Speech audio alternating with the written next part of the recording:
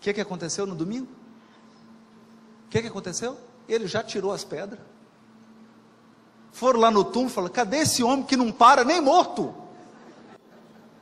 Túmulo vazio. Vazio. E o anjo para dar recado, né? Eu falo que é o anjo do evangelho.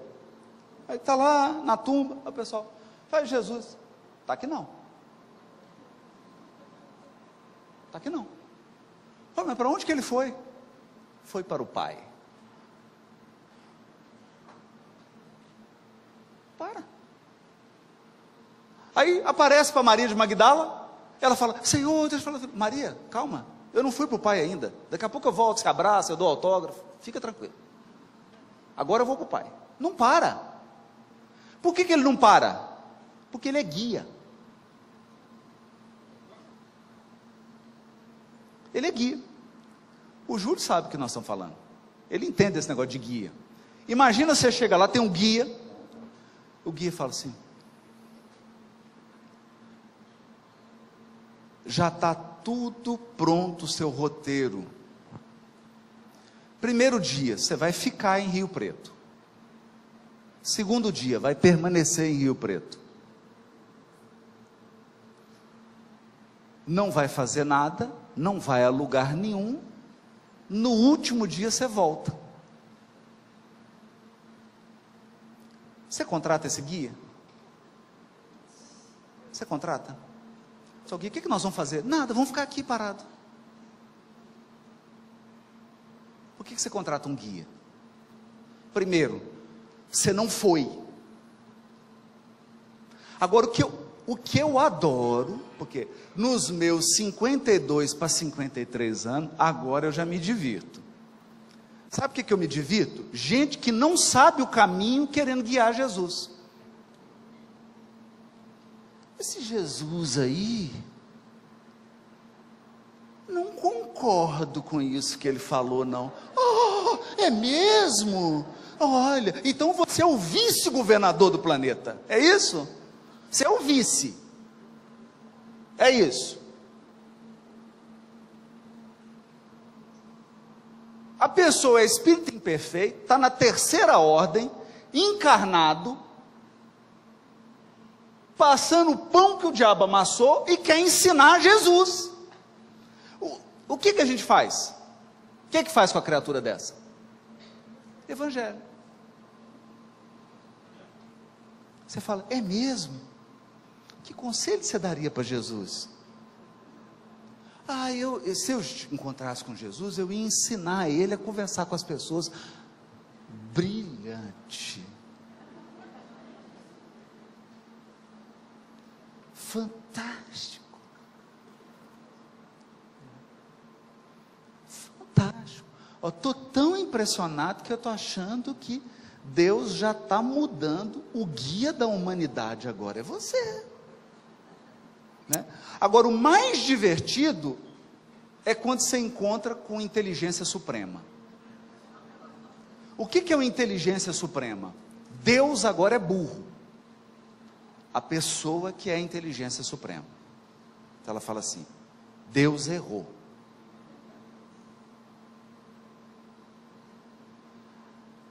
Até eu fico em dúvida quando a pessoa fala isso. Que eu olho para a criatura e falo assim: gente, será que Deus não errou mesmo? Que tem umas criaturas não errou. Não errou. Você fala: Deus errou. Deus errou comigo. Sem dúvida. Que eu acho que as coisas deveriam ser assim. Claro. Por isso que você é o Criador Supremo do Universo. Conselheiro de Deus.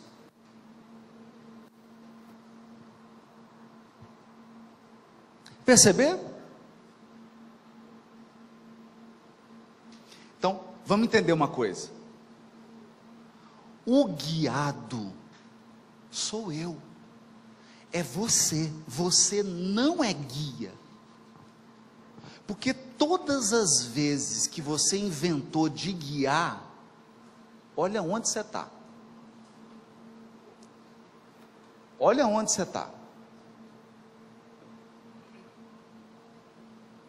Olha onde você está. Não é? Tem gente, já contei ontem, tem gente que já está pedindo para suspender o livre-arbítrio. Fala, não sei usar esse negócio, suspende isso aí.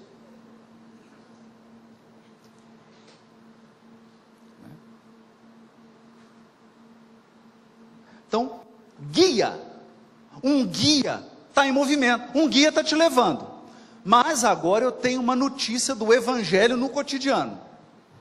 Jesus é guia, Jesus não para, Ele está sempre se movimentando, Ele está sempre guiando. Tem uma notícia ruim e boa ao mesmo tempo. Simão Pedro vai questionar.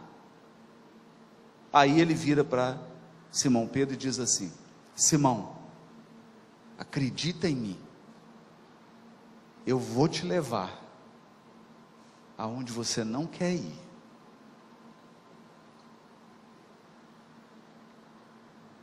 Crê, te levarei aonde não queiras ir.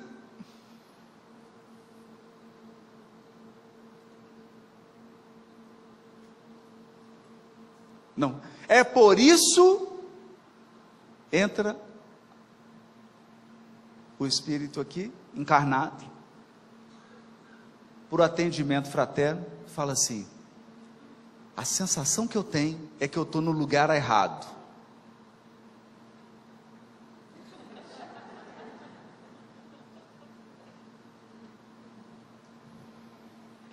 O que é isso? Jesus guiou para onde a pessoa não queria ir, mas é exatamente o lugar que ela precisa. É que ela precisa. Só isso. Eu sempre conto essa história, porque é uma história marcante. Eu fui por tanto de comarca em Minas Gerais, tanto de comarca que eu queria ir, tanto que eu queria.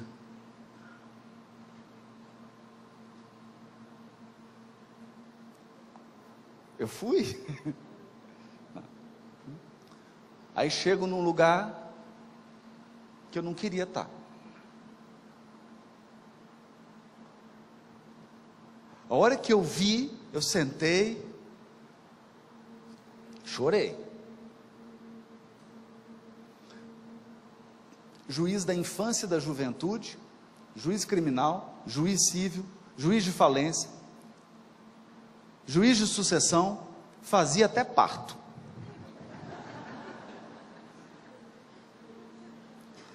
No dia seguinte me liga uma freira de um abrigo de meninas.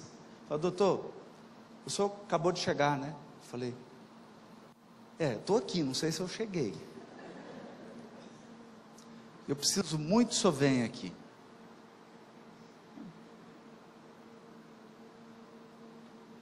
Toquei.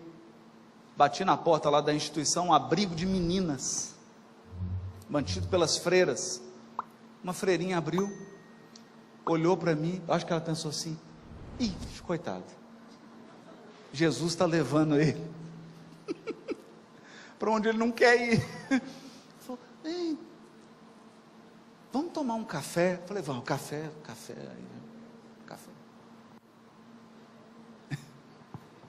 Olha isso. Depois a gente acha que freira e padre não é médium, né? A freirinha olhou para mim e falou assim: doutor, só se incomoda se eu disser uma coisa para o senhor? Eu falei, não, fica à vontade. É que me deu uma vontade de dizer. Eu falei, pode dizer. Eu preciso dizer para o senhor que a gente precisa aprender a florescer onde Deus nos plantou.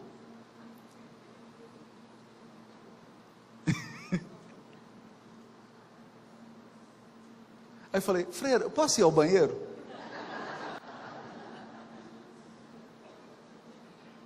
A gente precisa aprender a florescer onde Deus nos plantou, entendeu? Essa é a parte boa do Evangelho. A parte do evangelho que você está aqui em cima falando de evangelho, gente, isso é o treino, tá? Isso aqui é só treino, isso aqui não é o jogo, não. O jogo é quando você chega em casa. O jogo é quando você vai para o trabalho. Aí é de verdade. Aqui é ensaio. Ensaio.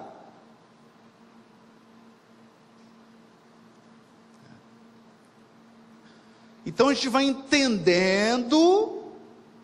Quando você olha para trás, você olha para trás e fala: foi a melhor comarca. Não podia ser outra. Não podia ser outra. O que me entristece hoje não é ter ido para essa comarca, é não ter aproveitado 100%. Por causa da minha rebeldia. Por não ter entendido o plano que estava em vigor. Não estou dizendo que eu não aproveitei. Não estou dizendo que eu fracassei lá. Pelo contrário. Entrei pela porta da frente, saí pela porta da frente. Mas, lembra da prova? Lembra? Tirei 6. Conceito C. Podia pelo menos ter sido um B. Passado com 7, 8, né? Porque 10 também já é demais, né? Passar com conceito A aí já é muito. Mas um B, Bzinho, não, foi com C perto de D. Passei raspando. Quase que volto. Mas 1/10, a prova tinha que ser repetida. Perceberam? Porque eu olho e falo: oh meu Deus, está tudo certo. Está tudo certo. Então nós estamos acostumados, gente, e é importante, para a gente caminhar para a conclusão, entender uma coisa: não confunda evangelho com a biografia de Jesus. Então, quem está com o Novo Testamento aí? Isso, por favor, levanta ele assim, só está ali, ó. Gente, aquilo ali não é o evangelho, aquilo ali é a biografia.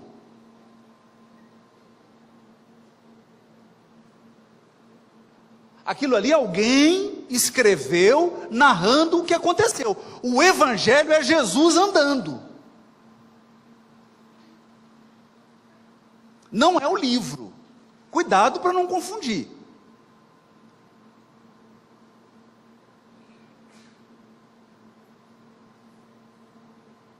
Cuidado para não confundir. Então a gente diz assim: lá no grupo eu vou fazer o estudo do evangelho. Tá certo, é um modo de dizer. Também a gente não precisa ficar com preciosismo.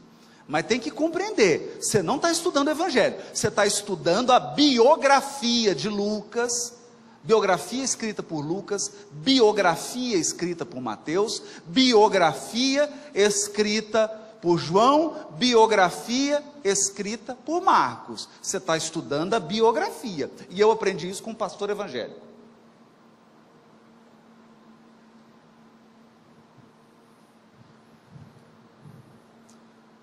Estava almoçando, meu amigo Enéas, pastor.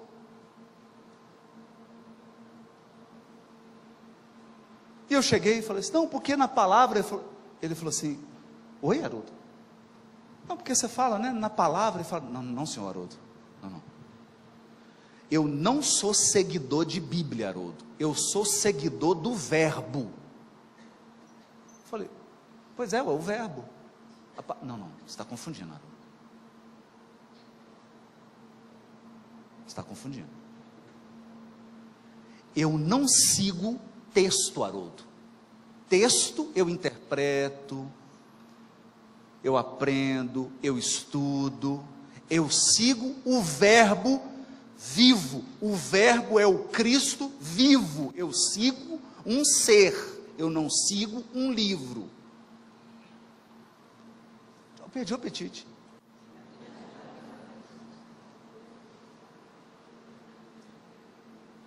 Eu pedi só a limonada, perdi o apetite, porque aquele negócio me impactou.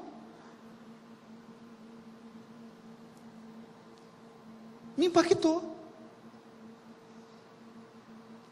Eu não tinha essa dimensão. Então, abre aí depois a biografia escrita por João, que começa assim: no princípio era o Verbo. Tem um amigo da publicidade que fala assim: no princípio era o Verbo, no final a verba. Então, no princípio era o Verbo, mas depois na frente está assim: e o Verbo se fez carne. Não está falando, e o Verbo se fez livro.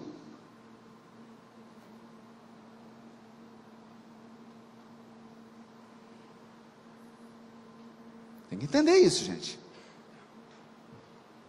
Cuidado. Muito cuidado.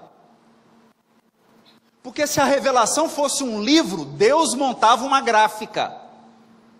Ele não mandava missionário.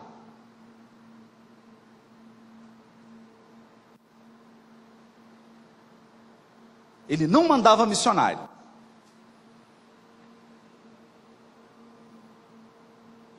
Revelação é feita de gente. A terceira revelação é feita de um missionário que suou, chorou, sangrou e deixou livros. Mas não confunda, livro são só parte do trabalho dele. A essa altura, tem um amigo querido que está na pátria espiritual, o médico André Luiz Pechin. Querido, vou demorar, mas eu chego aí.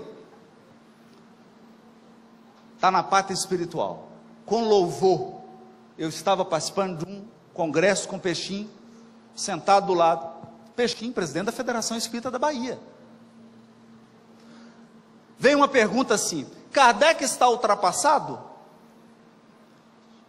Aí eu, ainda bem que era para o Pechin a pergunta.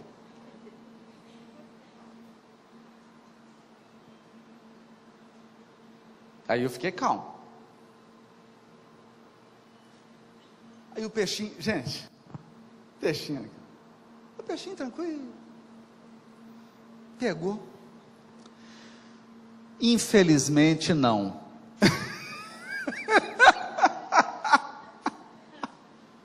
Foi um riso geral. Aí ele falou assim: infelizmente, porque nós aprendemos, alguns, o que Kardec escreveu, mas ainda não aprendemos a pensar como ele.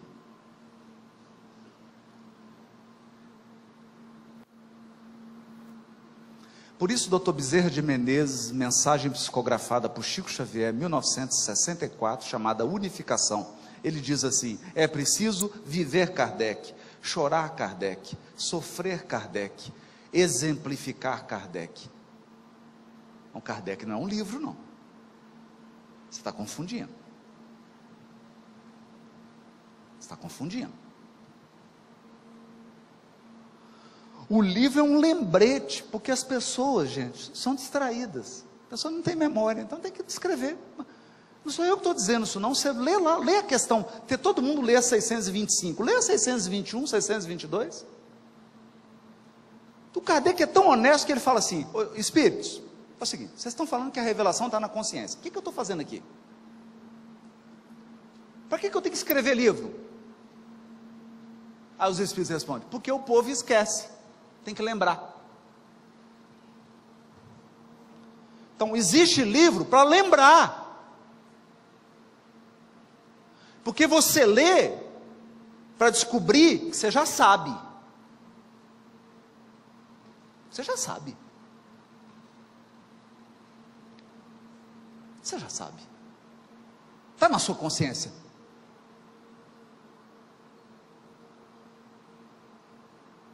Está na sua consciência. Por isso que Sócrates dizia: aprender é lembrar.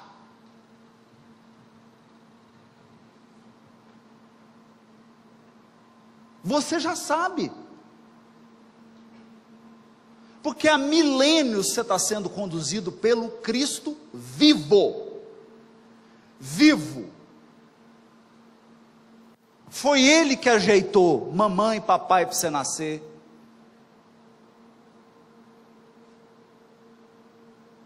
Foi Ele que ajeitou. Mano, pode mandar essa expiação, essa aqui, essa e essa. Fala, Senhor, será que Ele aguenta? Aguenta. Pode mandar. Não é? Ele não fala assim com Paulo? Não fala? Entra na cidade e eu te mostrarei o quanto deves padecer pelo meu nome. Em Minas Gerais, a gente traduziria assim: entra na cidade que eu vou arrancar seu couro.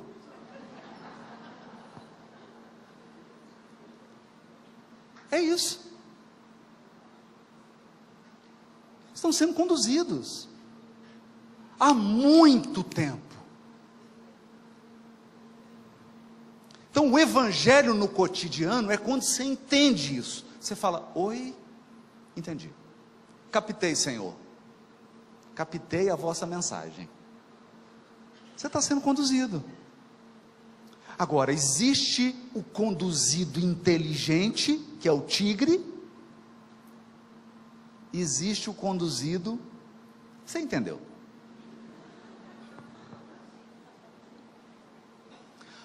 Todo tempo que você perde brigando com a vida, é tempo que você poderia avançar.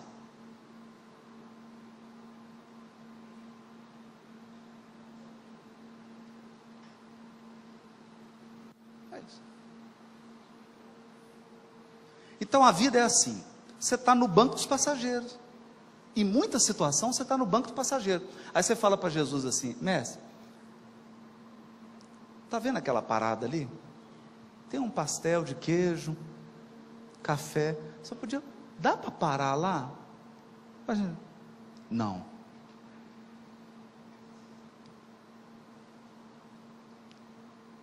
Você fala: nossa, Deus,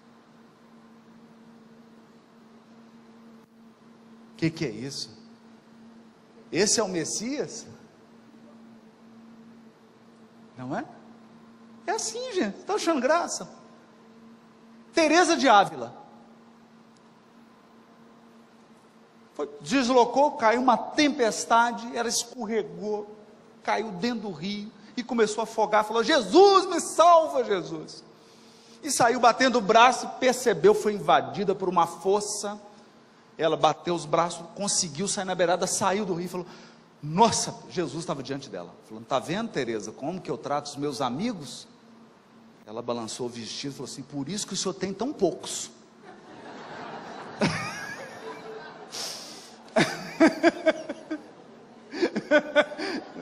Por isso que o senhor tem tão poucos amigos. Não, perceberam?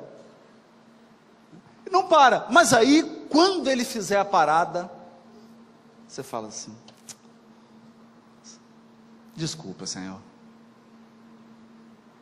foi 3 vezes melhor do que eu imaginava. Ainda bem que o Senhor não parou naquela. Não é isso.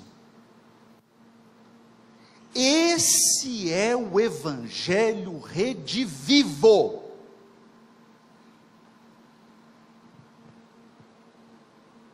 O evangelho redivivo, nós seguimos um guia vivo, vivo, vivo. Um Cristo vivo, que você constrói um relacionamento com Ele. É um Cristo vivo.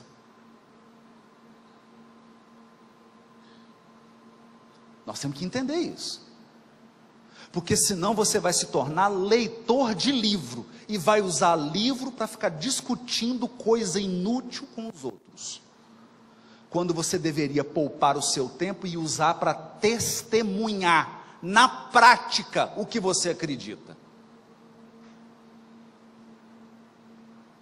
A verdade não é um discurso. A verdade é um exemplo.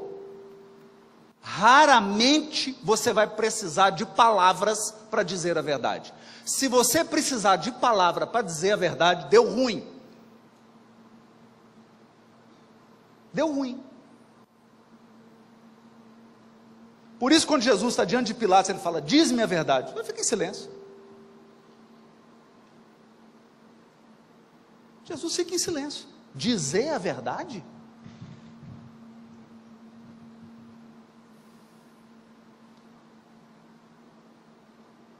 Dizer a verdade? Vou te dar dois exemplos. Dois exemplos. Pensa no momento mais triste, mais desafiador que você já viveu até hoje na sua vida. Agora eu quero que você venha aqui e descreva em 30 segundos. Fala sério, gente. Você descreve? Você silencia. Agora pensa no momento mais feliz que você já viveu até hoje nessa encarnação. Descreve para mim em 10 segundos.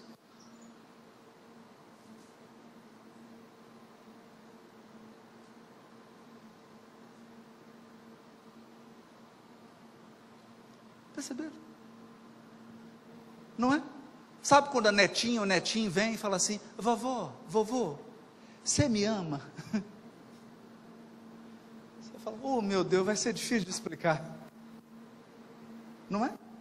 Vai ser difícil de explicar. Vai ser difícil de explicar.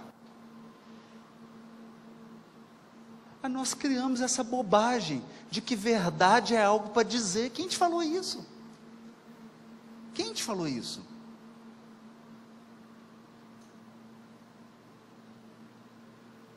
Procura na biografia aí. Procura na biografia aí. Vê se você vai encontrar Jesus discutindo sobre a natureza de Deus. Ô, gente, para com isso. Não tem tempo para isso. Ah, Deus é... Agora eu vou fazer uma equação, vou demonstrar a existência de Deus. Jesus não perde tempo com essa bobagem.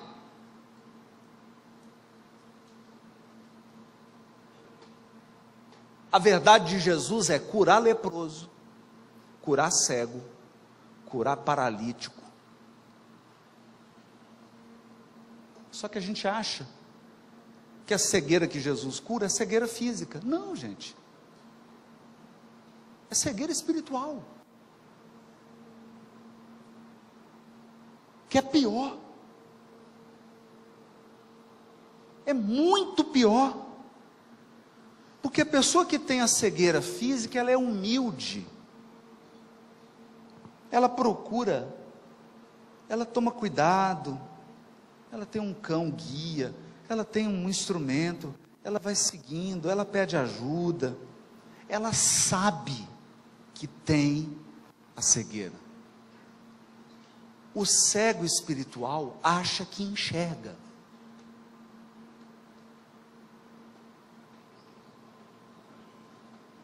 Ele tem certeza que enxerga. Não está vendo nada. Nada, nada, nada. Ele não enxerga as pessoas sofrendo ao lado dele, ele não enxerga a dor que ele causa nas pessoas, ele não enxerga o quanto o temperamento dele ou dela machuca os outros, ele sai pisando, sai fazendo uma tragédia e não vê. Não vê.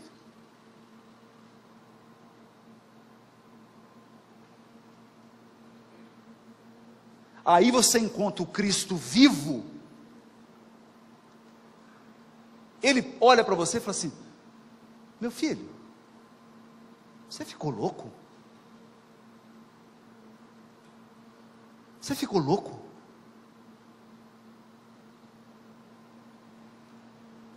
Você está cego.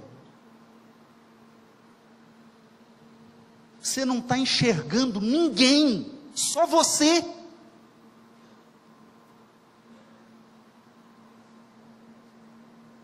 Aí o que a gente faz?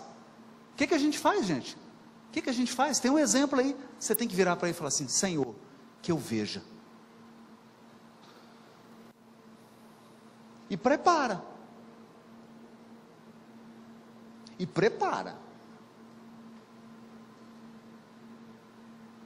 Porque você só se dá conta da bagunça quando você decide arrumar.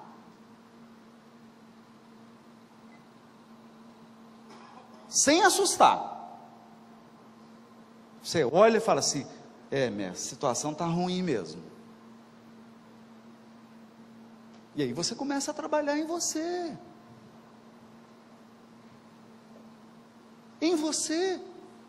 Quantas pessoas... Aí você abre a biografia lá e fala assim: o homem que tinha a mão mirrada. O que é uma mão mirrada, gente? A mão pequenininha.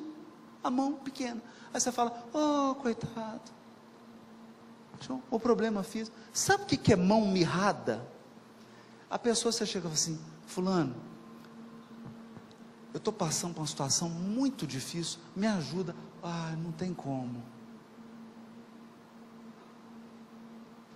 Aí passa outra situação e fala assim: ô fulano, me ajuda com isso aqui. Ah, não tenho tempo.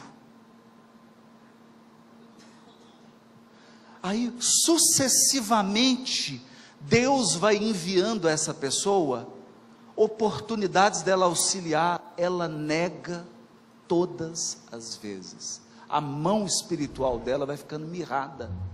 Sabe por quê? Porque ela só pensa nela. Ela só fala dela. É só o assunto dela. É só o problema dela. O problema dela é o maior problema do mundo. A vida dela é a vida mais importante do mundo.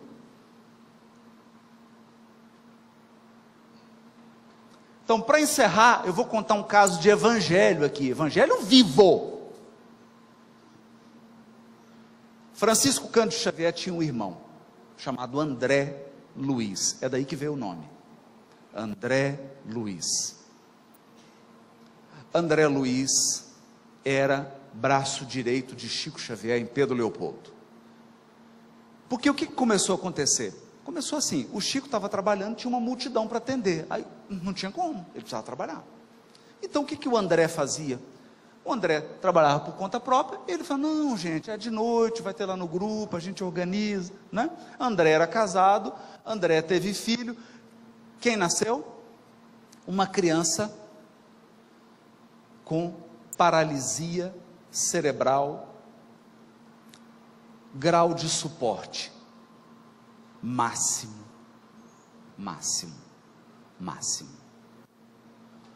100% dependente. Nasceu a criança. Eu só vou dizer, não posso dizer tudo aqui. O Chico virou para o André e falou: André, você acaba de receber um dos líderes da Revolução Francesa, que cortou o pescoço, só na guilhotina. O prazer dele era cortar pescoço. Vem cá, filha. E pescoço rolava.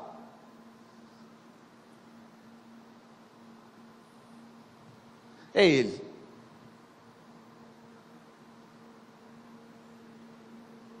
Os espíritos estão colocando ele nesse corpo aqui porque ele dá uma pensada, dá uma meditada. Senão ele continua cortando o pescoço, não para. Porque para ele as ideias são mais importantes do que as pessoas. A ideia é a coisa mais importante para ele. Então ele mata alguém por causa de uma ideia, porque o importante é a ideia, não as pessoas.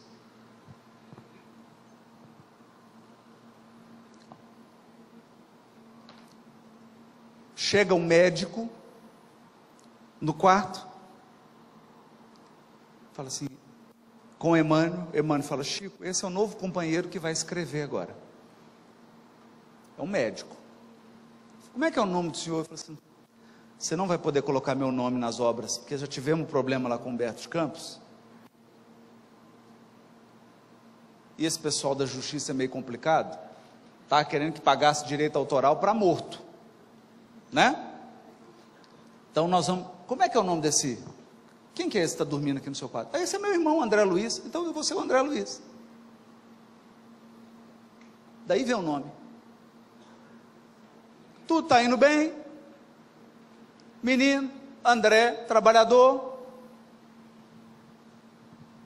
A esposa, dedicada, cuidando do menino, ali com Chico. André desencarna.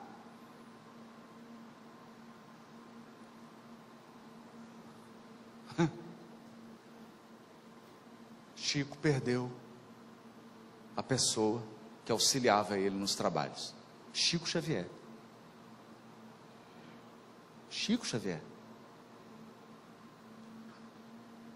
Mas pode piorar. O que aconteceu com a cunhada? Teve um surto, foi internado no hospital psiquiátrico. Com quem ficou a criança? Com paralisia cerebral, suporte máximo. Grau de suporte máximo. Com quem ficou? Com o Chico. Então agora o Chico tem que trabalhar, psicografar os livros, ir para a reunião, atender as pessoas e cuidar do sobrinho com paralisia cerebral, perdeu o irmão. Aí o que o Chico faz? O que faz? O que você chora. Sentou, chorou. Aí entrou o Emmanuel. Gente, toda vez que um espírito fizer pergunta boba, idiota para você, não é a pergunta que é boba. Dica. Emmanuel entrou e falou assim: por que você está chorando?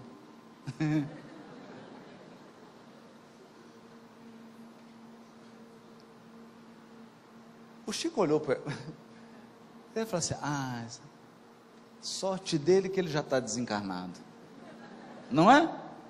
Ele olhou e falou assim: o senhor não está vendo? O senhor não está vendo? O senhor não está vendo? Ó, meu irmão está aí com vocês, vocês levaram ele. Fazer o quê? Eu não sei, porque está cheio de gente boa aí, e vocês estão que leva gente boa, não é? O que está escrito lá no Evangelho segundo o Espiritismo? Se fosse um homem de bem, teria morrido. Então, os de bem estão indo tudo embora. Quem que está ficando? Não precisa responder não. Foi embora. Agora eu estou aqui, e a minha cunhada está internada no hospital psiquiátrico.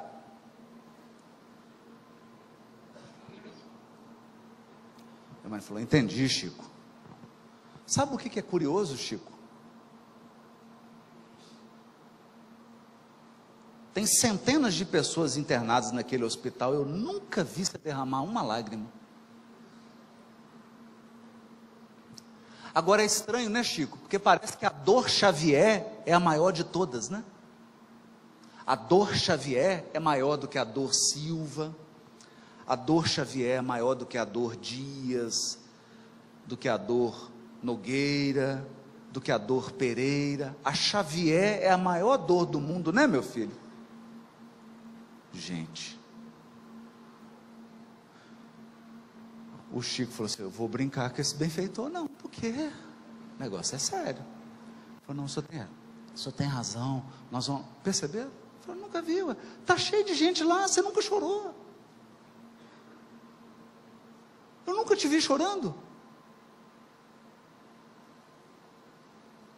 Você está assim por quê? Porque chegou na sua casa?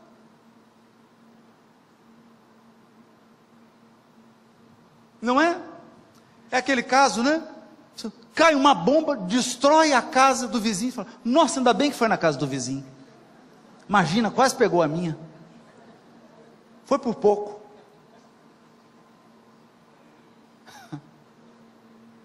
Não é? Então, gente, esse é o Evangelho vivo. Vivo. Quem está com Cristo está de olho nas dores do mundo. Está minorando as suas e ajudando nas outras. Deixa o guia te conduzir. Deixa o guia te conduzir. Por aqui nós paramos. Eu peço que você seja conduzido. Não para onde você quer. Porque se for para onde você quer, vai ser um arraso na sua encarnação. Que você seja conduzido para o melhor. Para o melhor. Que o melhor aconteça. Que o melhor. E que todos nós aqui, de uma vez por todas, aprendamos a difícil lição de seguir. Nenhum de nós aqui está na escola de guia. Entenda isso. Todos nós estamos na escola de seguidores. O guia é o Cristo. Tem ninguém guiando, a não ser o Cristo. Nós somos seguidores. Agora, tem seguidor tigre? Você já entendeu. Uma ótima manhã. Obrigado.